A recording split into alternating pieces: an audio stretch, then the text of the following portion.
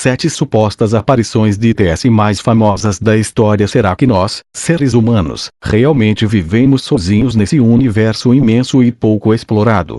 Tem gente que acredita que sim, outras pessoas nem tocam no assunto. E há ainda aquela parcela da sociedade que defende a existência dos misteriosos ITS, criaturas que, no caso, viveriam fora do planeta Terra.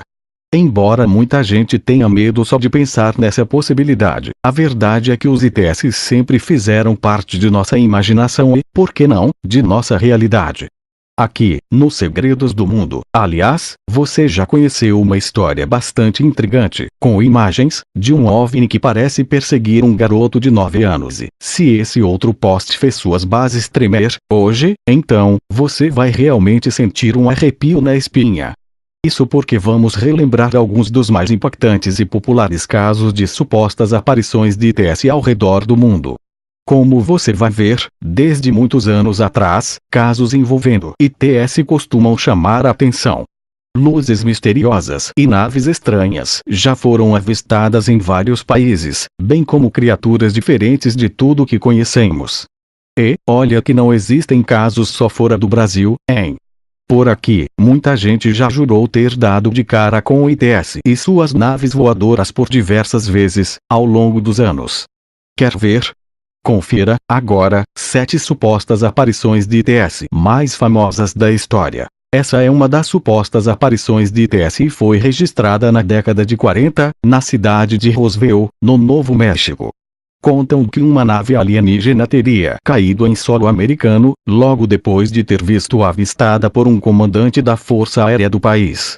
Os oficiais americanos, conforme alguns registros, teriam encoberto o evento e levado os corpos dos tripulantes alienígenas para uma base secreta.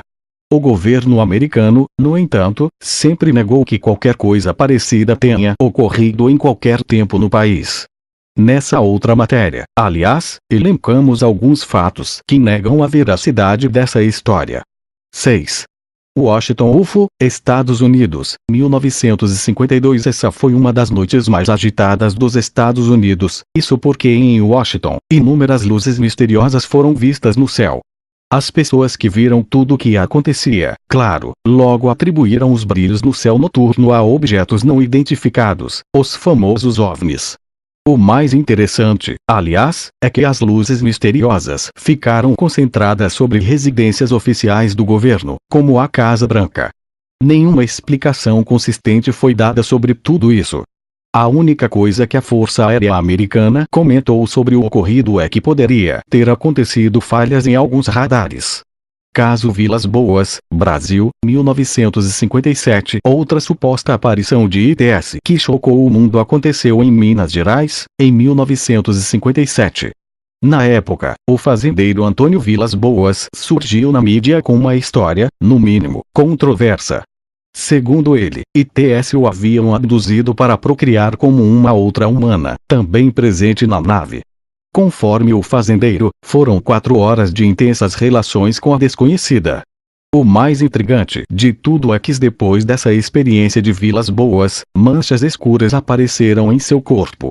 Analisados por vários médicos, todos disseram que as tais manchas pareciam ter sido causadas por contato direto com radiação.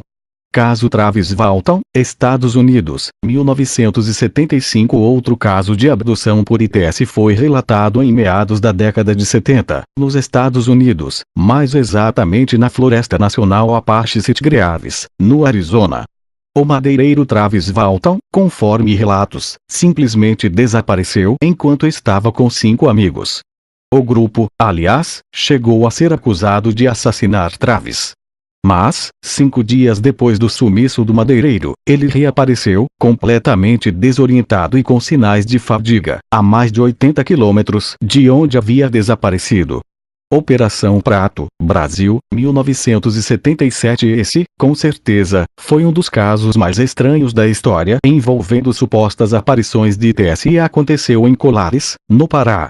Mais de 20 militares participaram da missão, que tentava monitorar e desvendar as causas de acontecimentos assustadores que vinham acontecendo na cidade. Tudo parecia correr bem na região, até que certa noite, luzes estranhas, vindas de naves voadoras maiores que muitos prédios, surgiram, como muita gente já havia relatado.